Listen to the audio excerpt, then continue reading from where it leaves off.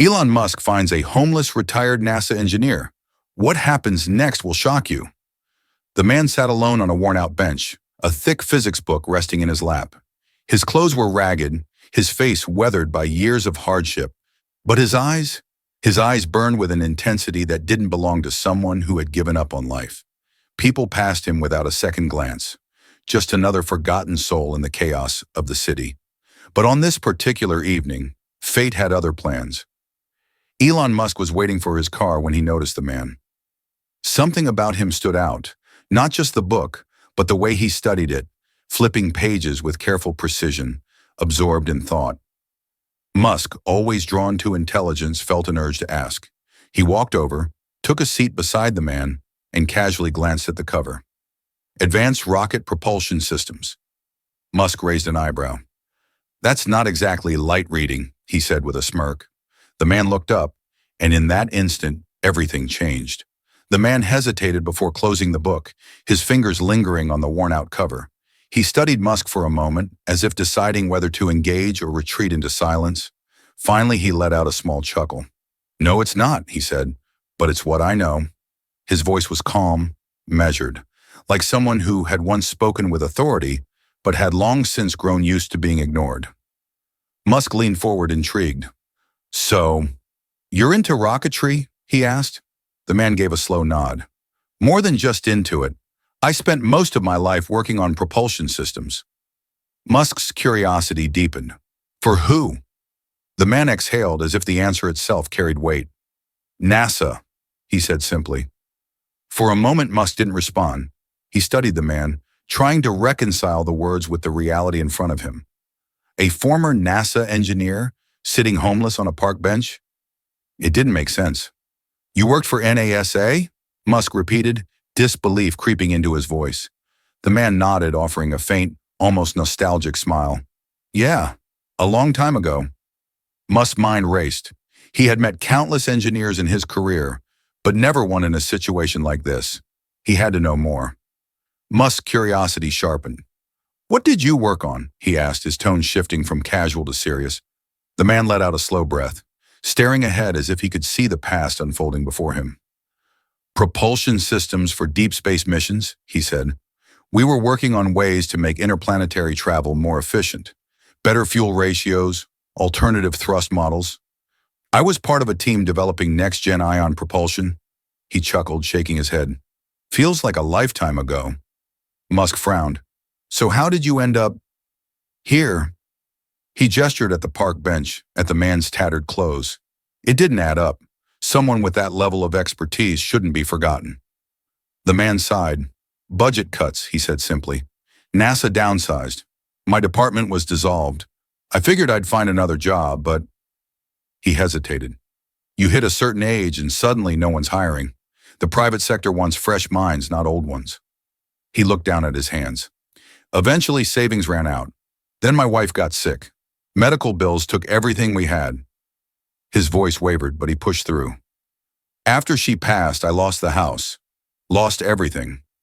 Now here I am." Musk sat in stunned silence. He had met brilliant people in labs, boardrooms, and universities. But here, on a park bench, was one of the sharpest minds in aerospace, discarded by the very industry he helped build. And that didn't sit right with him at all.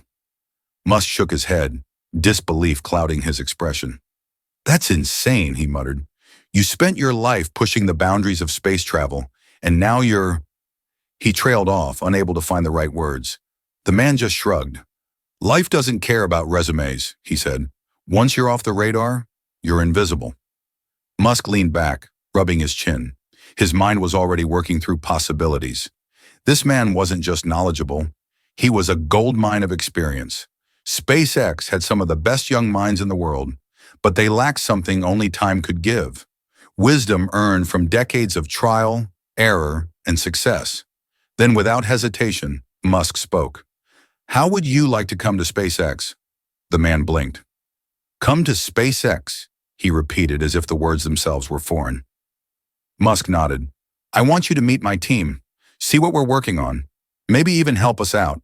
He shrugged. "If you still have ideas, I want to hear them." The man hesitated, his fingers tightening around the book in his lap. I, I don't even have a place to sleep, he admitted. Musk smiled. We'll fix that, he said simply. You belong in a lab, not on a park bench. The man sat frozen, his mind struggling to process what had just happened. A day ago, he was invisible, just another forgotten figure on the streets. Now, Elon Musk was offering him a second chance. You're serious? He finally asked, his voice barely above a whisper. Musk chuckled. I don't joke about talent, he said. And you, my friend, have a lot of it.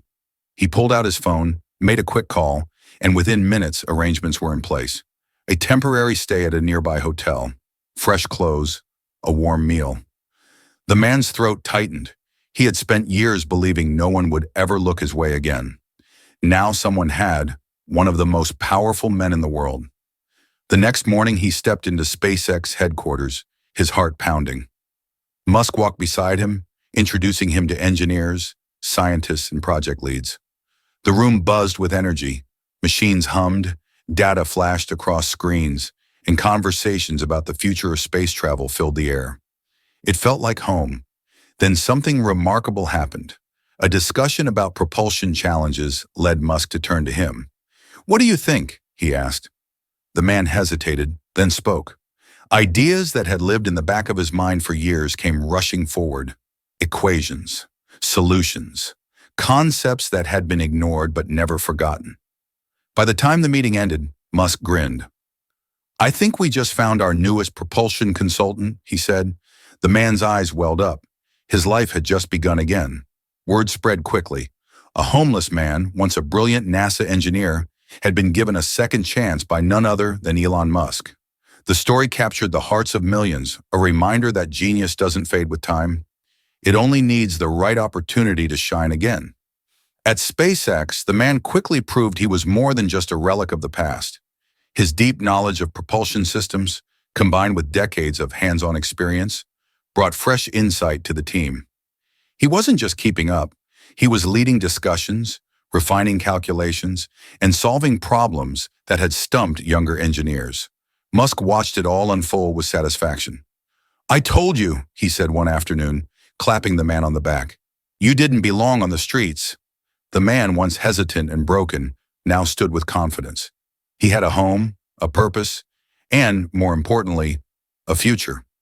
The media hailed the moment as proof that experience should never be discarded.